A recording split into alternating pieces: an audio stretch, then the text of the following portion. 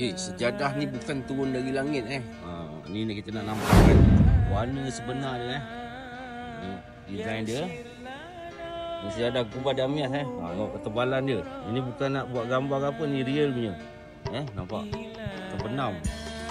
Material dia nampak timbul. Kita letak bawah matahari biar akak-akak abang-abang semua tengok Dia render dia.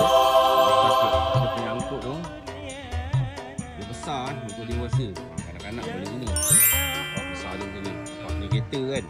Nampak besar dia macam ni. Terang. Bateri dia bawah dia nano anti slip. Jahitan ni nampak kita punya ada render kat sini dengan belakang. Nampak. Nampak dia punya gebu dia. Ini gebu dia.